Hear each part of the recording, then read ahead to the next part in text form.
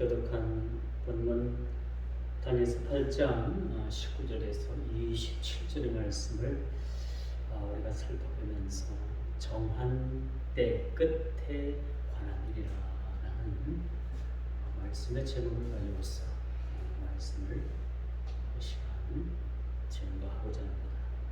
정한 때가 있다. 그렇죠? 모든 세상이 지는 정한 때가 있습니다. 그렇죠?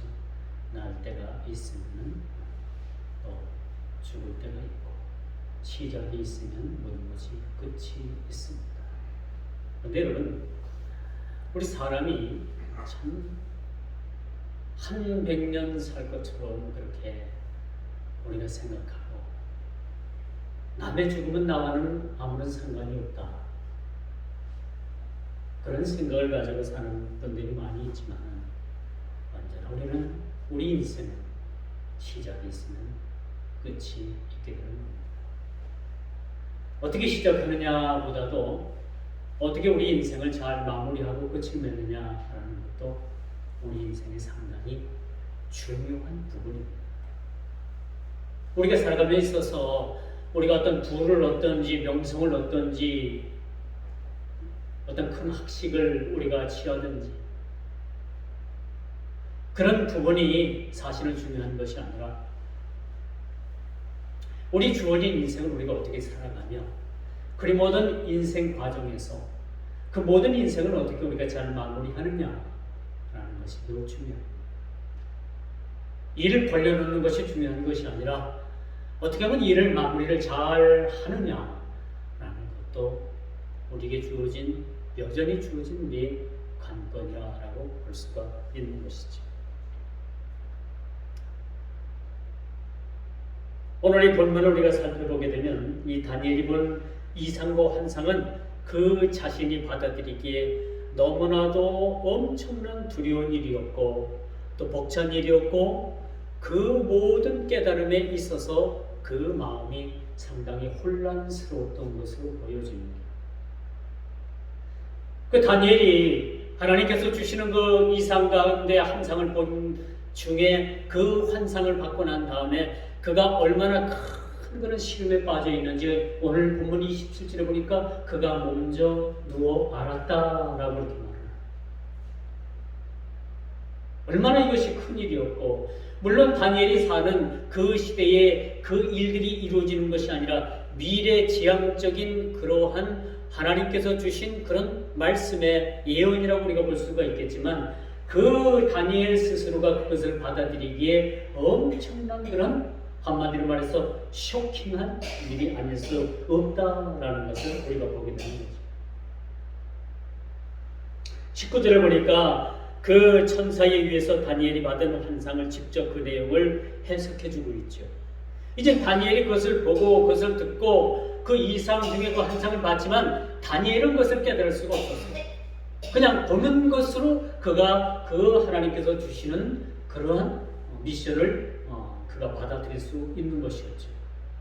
그런데 19절부터는 본격적으로 하나님께서 그 천사를 통해서 그 다니엘이 본 환상을 직접적으로 해석해주고 이야기해주고 그 미래에 되어질 일들 또 말세에 되어질 일들을 이렇게 풀어서 해석해주고 있는 모습을 보게 되는 겁니다.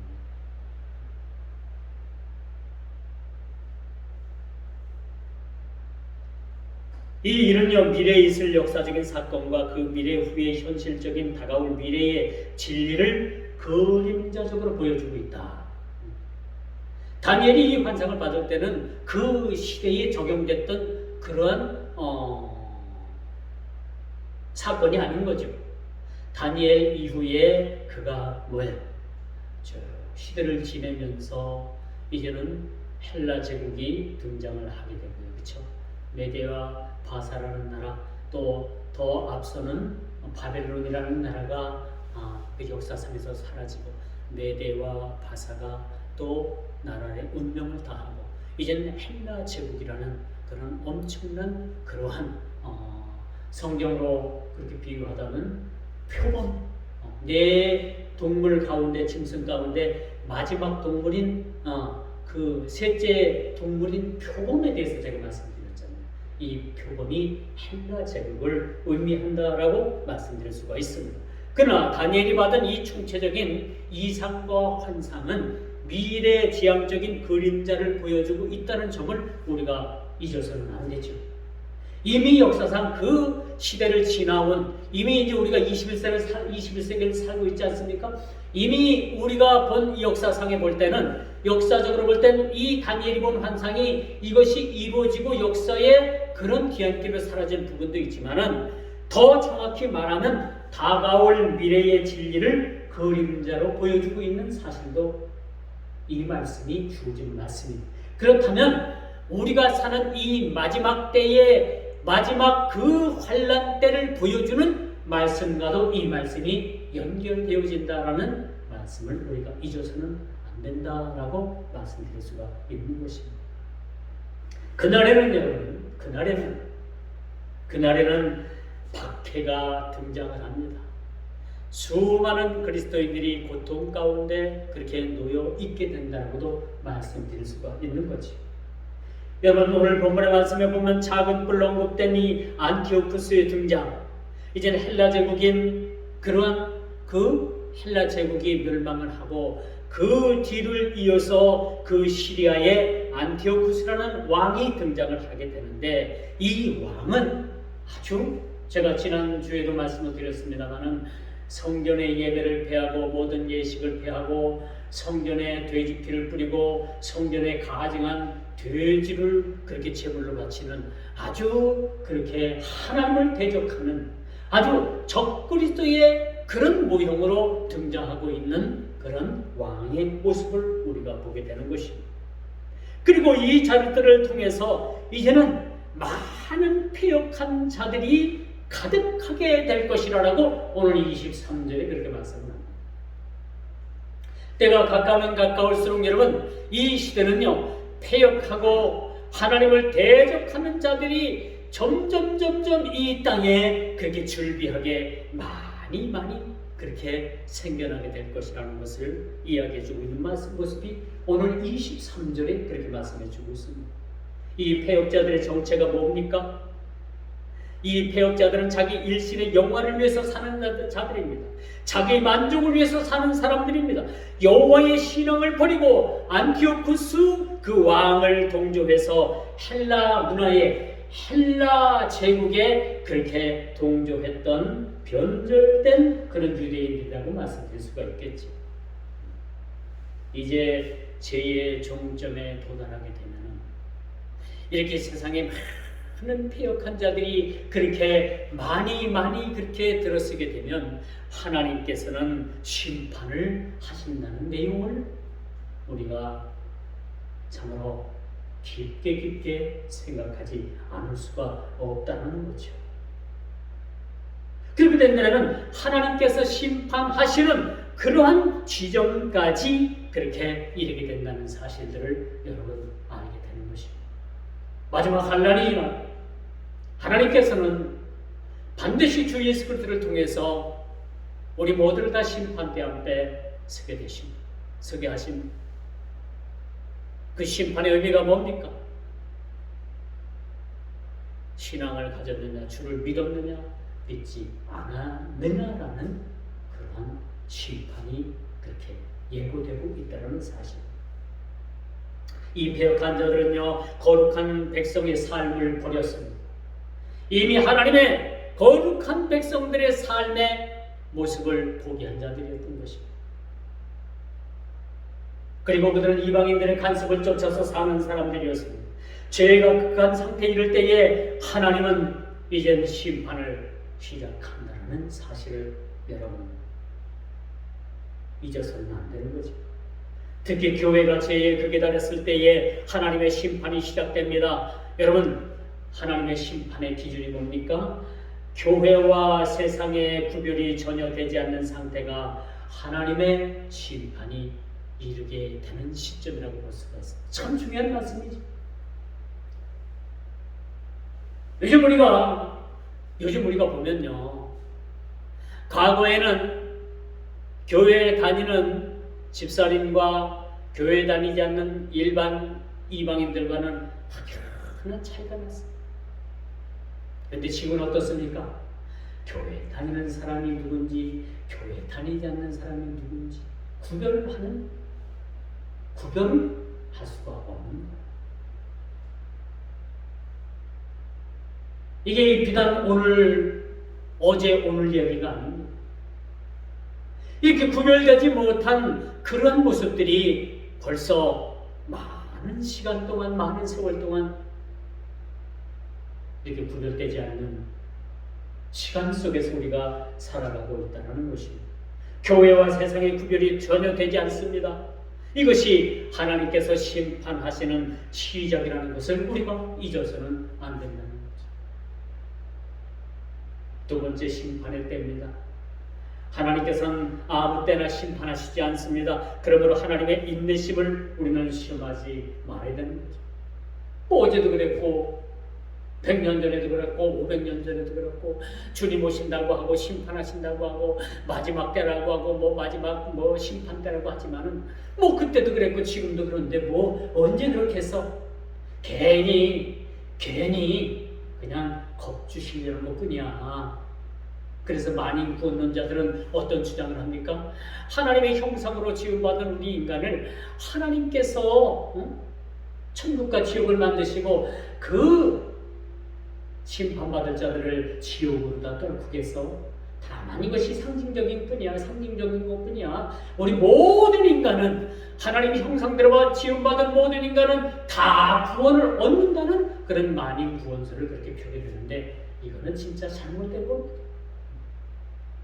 이게 진짜 이런 주장에 여러분들이 현혹되어서는 안 된다는 것입니다. 하나님의 심판할 때는 우리는 알 수 없지만 그 하나님께서 정하신 그 심판의 때는 정확하게 그렇게 심판이 이루어진다는 사실을 우리가 꼭 기억을 해야 할 것입니다. 하나님께서는 정하신 때를 넘기시지 아니하시는 하나님이십니다. 그러므로 하나님의 때는 아무도 알 수 없습니다. 오직 하나님만이 정하신 그 시간을 통해서 하나님께서 심판하신다는 사실이죠.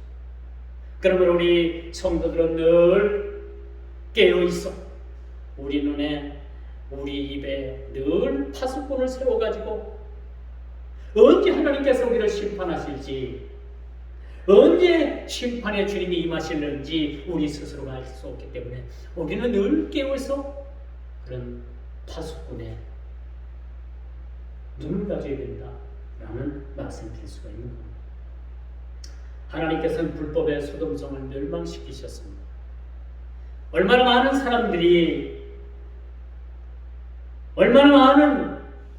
사람들이 하나님께서 그렇게 참고 참으심에 의해서 그들에게 기회를 주었습니다. 그런데 결론은 뭡니까?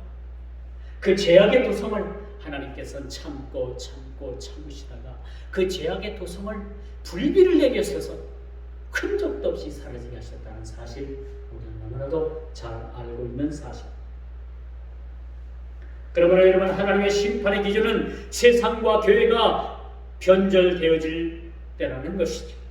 이 땅에 폐역자들이 가득하고 그들 스스로가 불법에 능하고 죄의 나락이 그 종점에 달했다는 사실들을 아무도 모를 때 주님의 심판은 임하신다는 사실. 이런 상황이 다니엘이 보았던 환상 천사가 그 상황을 해석해 주는 모습을 우리가 보게 되는 것이죠. 그러므로 여러분 교회의 영적인 모습이 오늘 본문을 말씀을 통해서 드러나게 됩니다.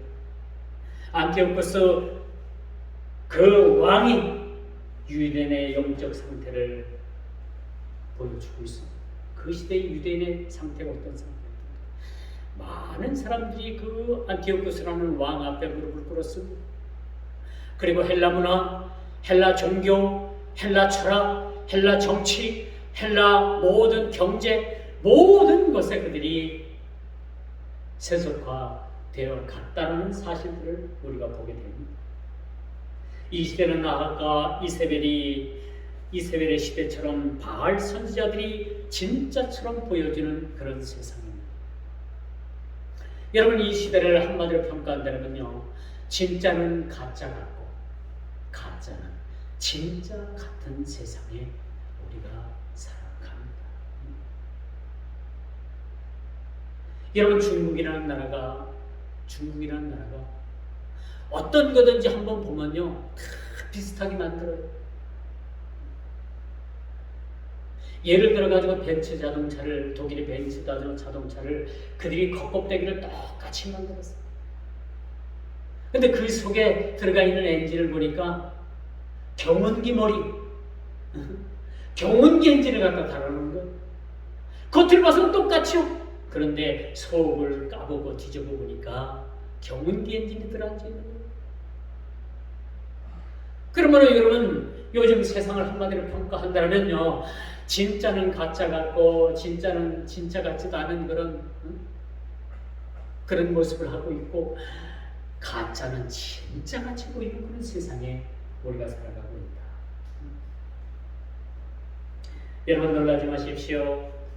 코로나 이후에 신천지 집단은, 코로나 이후에 2년 남짓 코로나 집단, 그 코로나가 우리 발병한 이후에 신천지 집단은 2년 만에 그들 신도 수가 44만으로 불어났던 거예요. 44만. 그 반면에 여러분, 기독교인 교회는 엄청난 숫자가 그렇게 줄어들었어요. 아예 코로나로 인해 가지고 교회에 출석을 하지 않고 이제는 세상으로 떠난 사람들도 많이 있고, TV 앞에서 예배를 드린다라는 그런 코로나 바이러스가 낳은 이상한 그런 교회의 그런 모습들이 새로 생겨났습니다.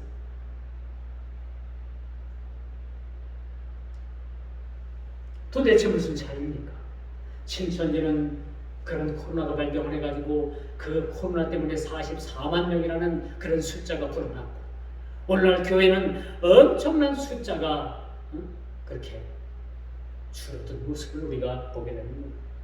어느 교단으로 교파할 것 없이 우리 장로교 합동이나 통합을 대표하는 그 장로교 교단도, 이 두 교단도 엄청나게 그 숫자가 지금 주로 들어있는 상태라고 볼 수가 있습니다.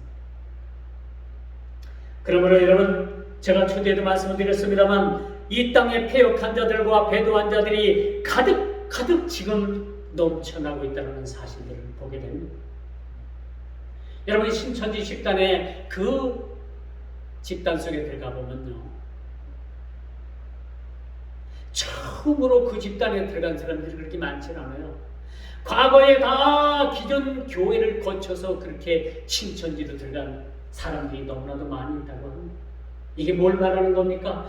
폐역한 자들의 특징을 우리가 보게 되는 겁니다.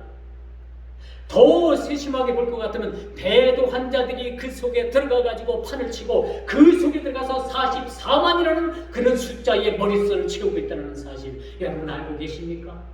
그 속에 폐역한 자들이 있어요. 그 속에 배도한 자들이 있습니다. 우리 교회를 배도하고 예수 그리스도를 배도한 자들이 그 속에 들어가서 숫자를 채우고 있다는 사실, 우리는 잊어서는 안 된다는 사실들을 여러분 꼭 기억을 해야 합니다. 그러므로 여러분, 그 시대뿐만 아니라 오늘날도 마찬가지입니다.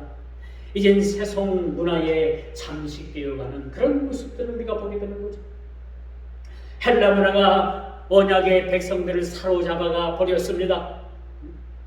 그들은 이방 문화와 간섭에 빠져 있었고, 잘못된 종교관에 빠져 있었고, 잘못된 그런 세상 철학에 빠져 있었고, 잘못된 종교에 빠져 있었고, 잘못된 정치관, 잘못된 경제관, 모든 총체적으로 그렇게 헬라 문화에 빠져서 세속화되어졌다라는 사실을 보게 됩니다.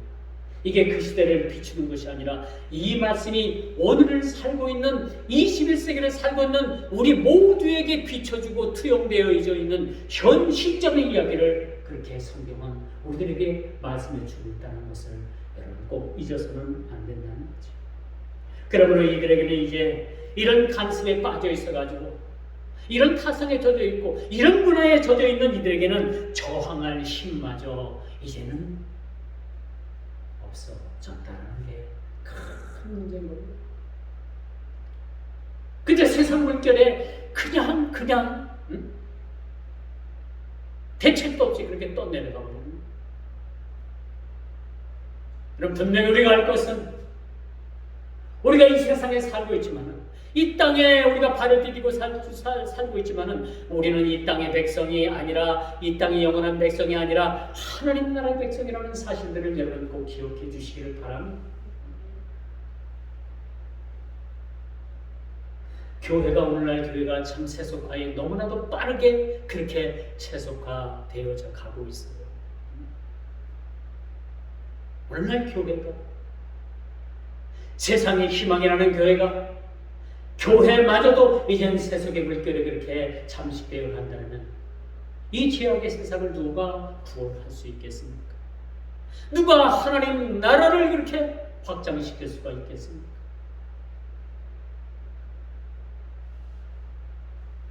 무섭게 교회를 파고든 인본주의 철학, 종교, 문화, 경제, 정치 모든 영역에서 이젠 신적 영역을 거부하고 있습니다. 여러분 전도 한번 해보십시오. 얼마나 사람들이 그렇게 싸납게 반응을 하고 이야기도 끝내기 전에 얼마나 그렇게 그들이 거부 반응을 하는지.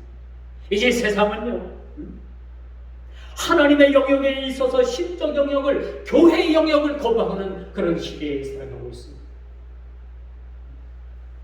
전에는 교회 다닌다고 하면 그래도 그렇죠.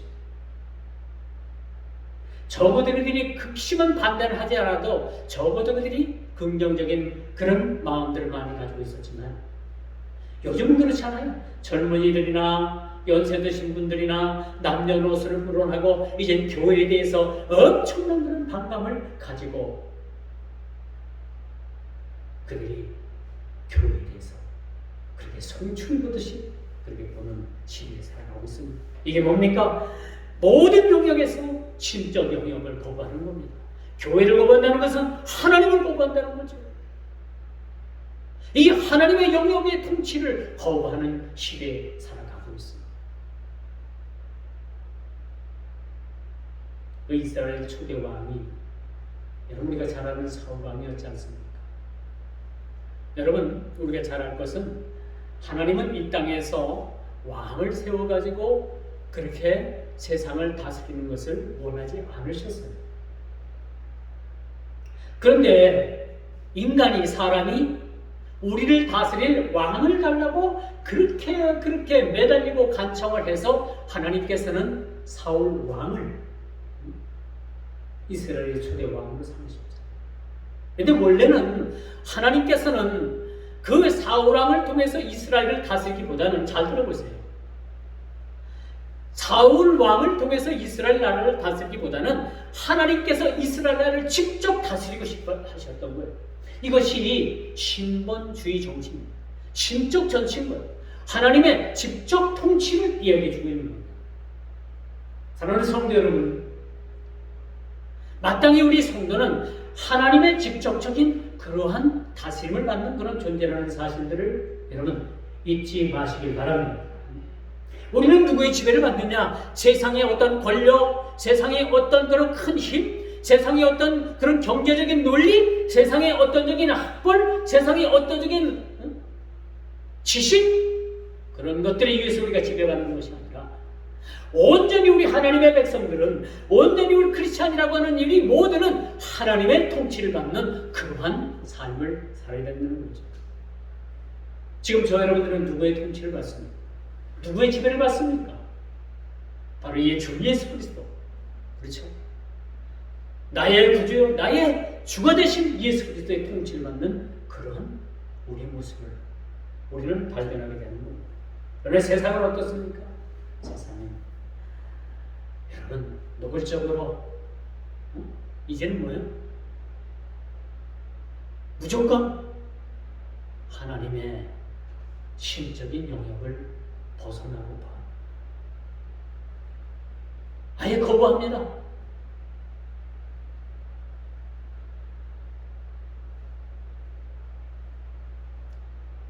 여러분 음주 가무가 이젠 세상 사람들뿐만 아니라 우리나라가 여러분 세계에서 술 소비율이 1위입니다. 1위. 나쁜 건 전부 다 1위. 저출산율도 1위. 술 마시는 그런 양도 1위.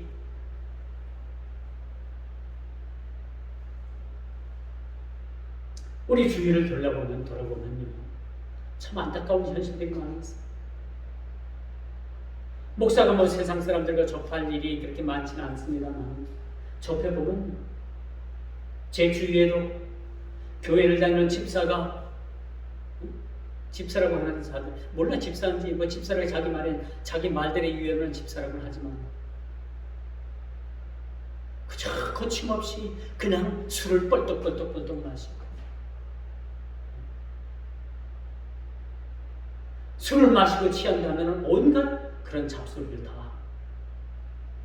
저는 적어도 그리스도인이라면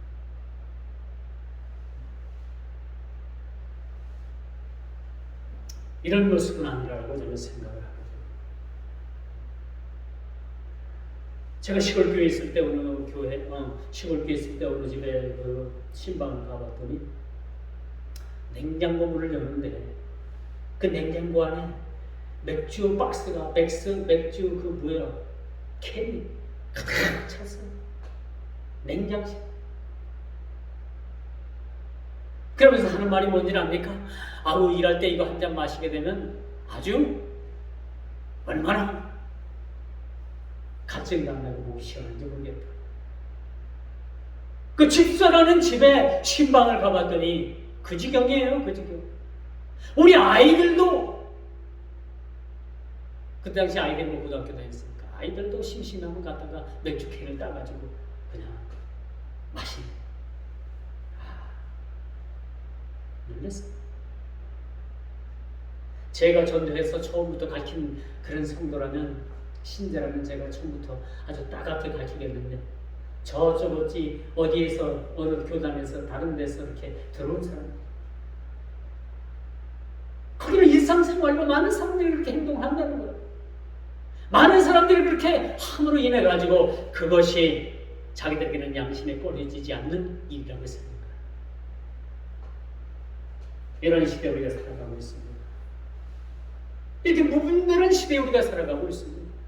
정의가 무엇인지 진리가 무엇인지 이제는 우리가 참으로 정신 차리지 않으면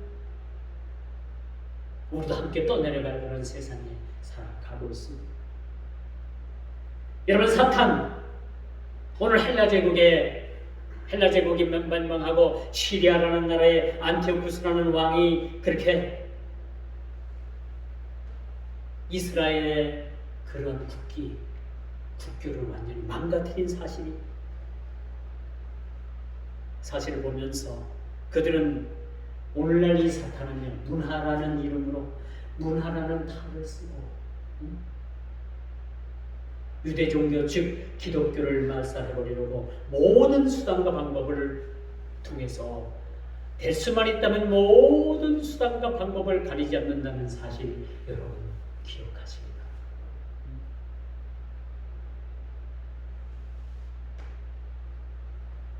이처럼 북풍로드와도 같은 이 교회의 세속은 심히 우려되는 것이라고 볼 수가 있습니다. 이 교회의 세속이 오늘 뿐만이 아니라 오늘에 이루어진 것이 아니라 오늘에 이것이 나타난 것이 아니라 이미 헬라 문화가 이미 유대 종교를 완전히 세속화시킨 그 사실을 여러분들이 기억을 하시고 이것이 그 헬라 문화의 시대에 그것이 끝맺는 것이 아니라 시대가 변하고 나라가 바뀌고 유효한 시대가 시간이 흘렀어도 지금 이 시간에도 여러분 교회를 세속화시키기 위한 그런 작업들이 얼마나 TV를 통해서 영화를 통해서 스포츠를 통해서 스크린을 통해서 여러분 어떤 그러한 모임과 문화를 통해서 정치를 통해서 경제를 통해서 이것이 지속적으로 이것이 횡행하고 있다는 사실들을 잊어서는 안 된다는 사실. 여러분, 교회가 세속화되어진다는 말이 무슨 말씀이에요? 성경에서 한번 찾아볼게요. 그럼 세속하는데 이게 그 세속이 뭘까? 진주를 돼지에게 던져주는 게 세속화다.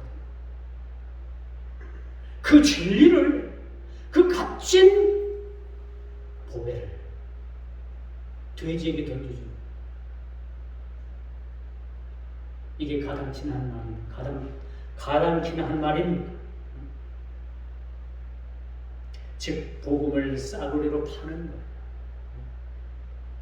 오늘날 한국 교회가 그렇게 폭발적으로 부흥했습니다. 5만 교회라고도 하고 1000만이 넘는 그런 성도라고도 합니다만, 복음의 진리를 물질로 대처해버린 사실도 여러분 알고 계십니다. 우리가 어떻게 예수를 믿으라고 했어요? 예수 믿고 복 받으라. 예수 믿으면 복 받고, 예수 믿으면 건강하고, 예수 믿으면 오래 살고, 예수 믿으면 부자 되고, 이런 잘못된 그런 복음을 전했던 사실. 이것 때문에 지금 얼마나 큰 후유증이 지금 한국 기독교에 그렇게 엄청난 그런 잘못된 파급된 효과를 나타내고 있다는 사실, 여러분 잊어서는 안 되는 거죠. 복음의 원리를 잊어버리고 그때의 사람들은 먹고 마시고 시집가고 장가가고 사고 팔고 심고 집 짓는다라고 누가복음 17장 27절 28절의 마지막 때 그 현상, 세속화되어져 가는 그 모습들을 적나라하게 그렇게 우리 주님께서는 말씀을 하셨다는 사실, 여러분 기억을 해야 합니다. 온통 세상이 누가 더 많이 가졌느냐, 누가 더 부유하냐, 누가 더 큰 권력을 가졌느냐, 그런 거에 그런 관심을 가지고 있어요. 누가 더 큰 권력을 가졌느냐. 요즘 TV를 보니까 민주당에서 자기네들이 과거에 민주화 운동을 했던 그런 법을 제정을 해서 그것을 자손들에게까지 혜택을 보게 하는 그런 법을 민주당 163명 의원들이 발의를 했어요. 국회 발의를 해놓고 있습니다. 이게 국회에서 통과가 되면요, 과거에 그 운동했던, 이렇게 화염병 던지고 군부에 그렇게 맞서가지고 운동을 했다던 다는 아니겠지. 거기에 쪄잡아 들어가고 섞여 들어가고 그런 사람들, 그 집단을 민주화했다라고 하는 사람들이라고 하는데 5060 세대죠. 50살 넘고 지금 60살 넘었겠죠. 80년대 그 살았던 사람.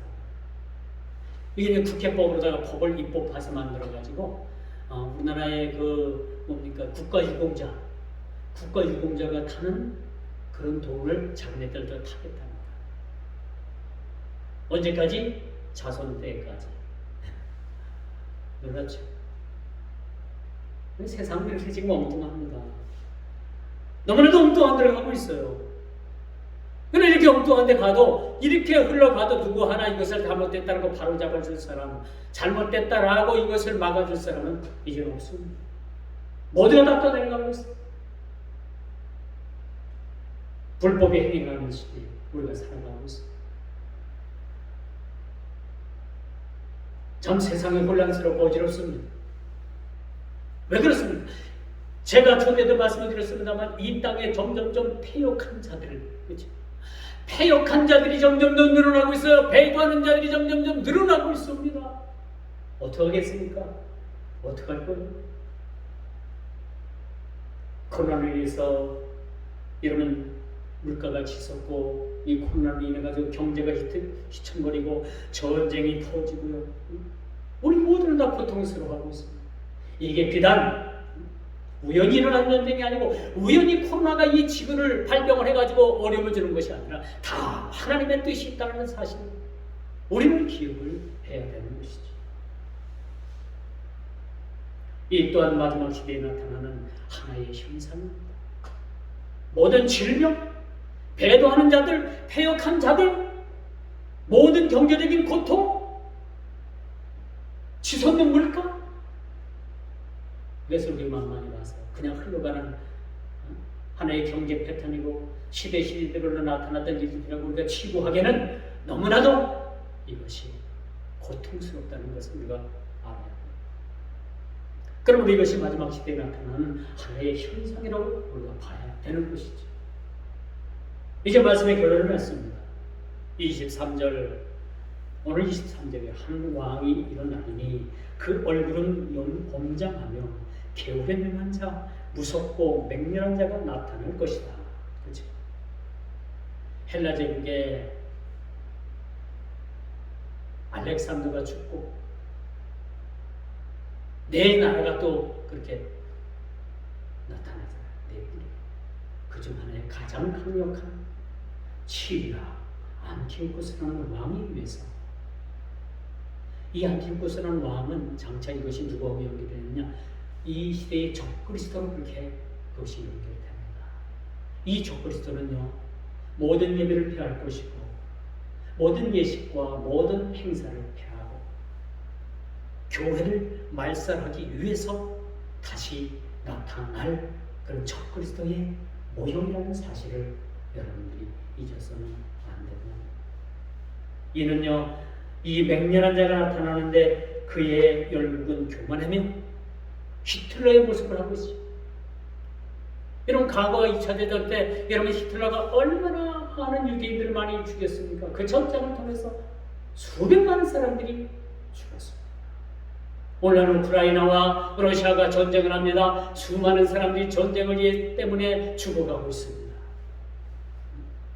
그 전쟁을 통해서 그 전쟁을 발발시킨 자가 누굽니까? 러시아의 누굽니까? 이제 이 모습을 보십시오. 사람의 모양을 하고 있지만은 영적으로 볼 것 같으면 짐승의 모습을 하고 있는 모습, 적그리스도의 모양을 하고 있는 모습을 우리가 여러분 깨달아 알아야 돼요. 이름은 푸틴이라는 이름을 가졌지만 그 속에 내면 속에 우리가 영적인 한몫을 가지고 우리가 볼 때는 이것은 짐승이에요.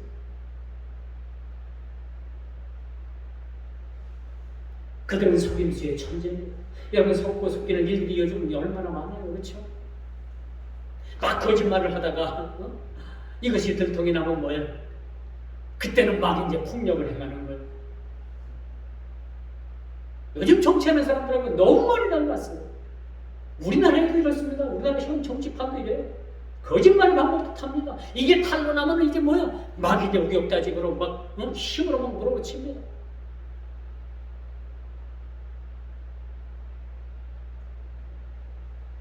여러분, 적그리스도는 속이는 자는 우리 영혼을 깜짝같이 속이는 존재가 그 사탄. 여러분, 얼마나 많이 속으셨어요? 얼마나 많이 속으셨어요? 바쁘다는 핑계로 여러분들이 얼마나 많이 속으셨습니까?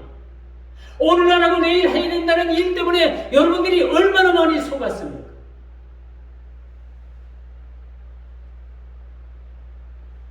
그들은 속이는 자라고 했어요. 전략합니다. 탁월합니다. 그들은 교회에 들어와서 급속도로 교회를 타락시킬 뿐만 아니라 세속화시키는 거예요. 마치 교회의 존재를 완전히 없애버리려는 그런 전략을 가지고 등장하게 된다는 사실. 여러분, 이 일이 이 본문에 등장하는 다니엘이 보는 환상에서 끝나는 것이 아니라 그 수천 년 전에 지금 있었던 그 헬라 문화가, 여러분, 헬라 제국이 넘어가고, 그렇죠? 시리아 제국이 생겨나고, 또 이 제국들이 멸망을 하고 로마가 생겨나고, 로마죠, 로마. 이태리 로마. 초롱성 같았던 그 나라가 그렇게 생겨납니다. 그런 역사를 쭉 그렇게 우리가 흘러내려오면서 이게 단지 로마 시대, 헬라 시대, 시리아 시대, 메데아 바사 시대, 그 넘어가고 바벨론 시대에 라고 우리가 치부해서는 안 된다는 거예요. 그 시대 일로 끝난 것이 아니라 역사 속에서 성경은 깊은 미래의 진리를 그림자로 보여주고 있는 이 사실에 대해서 여러분 꼭 기억을 해야 합니다. 최후의 날에 이런 일들이 나타나게 될 것입니다. 그 과거의 날 일들에 끝난 것이 아니라 미래의 진실을 그림자로 오늘 말씀을 통해서 우리들에게 보여주고 있다는 거죠. 오늘 현실을 사는, 이 시대를 사는 우리가 앞으로 되어진 미래에 이 일들이 일어나게끔 되어 있다는 사실. 아니, 현 시급, 현 시대에 이미 이 일들이 나타나고 있다라고도 말씀드려도 틀린 말이 아니라는 사실.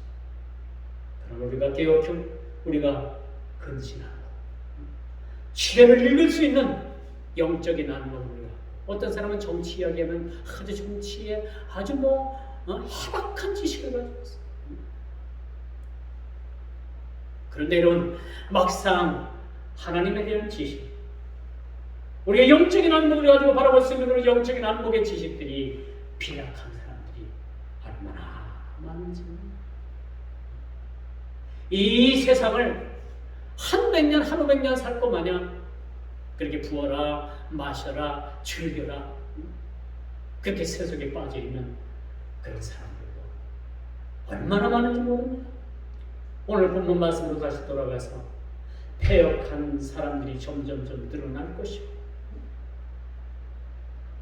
배은망덕한 그러한 배교자들이 그렇게 점점 늘어나게 될 것이고, 기이한 현상은 교회의 멤버, 교인 숫자가 하나 둘씩 자꾸 빠져나가면서 어디로 모이느냐, 패역하고 배교한 그러한 집단으로 몰려들게 된다는 사실들을 우리가 꼭 기억하면서 우리가 깨어있어 오늘의 영적인 안목을 가지고 모든 세상을 바라볼 수 있는 그런 사탄의 전력에 넘어가지 않는 우리가 깨어있는 믿음의 성도들이 다 되기를 주님의 이름으로 축원하면서 말씀을 맺도록 하겠습니다. 주님 감사합니다. 귀한 말씀 주셔서오니 이 마지막 때 패역한 자들, 배도한 자들이 숫자가 늘어나게 되고 점점점 세상은 악하고 많은 사람들은 싸나우며 아버지 하나님, 저들은 하나님을 거역하며 모든 신적 영역을 거부하는 시대에 우리가 살아가고 있습니다. 이럴 때일수록 우리가 믿음 지키게 해주시고 온전한 믿음을 가지고 우리가 주님을 바라볼 수 있는 영적인 안목을 우리 모두에게 허락하여 주옵소서. 귀한 말씀 주셔사오니 우리 모든 믿음 아버지 앞에 주님 생명 걸고 우리가 지켜낼 수 있는 우리 모두가 다 되어줄 수 있도록 아버지 하나님 크신 은혜를 내리워 주옵소서. 예수님의 이름으로 간절히 기도드리옵나이다.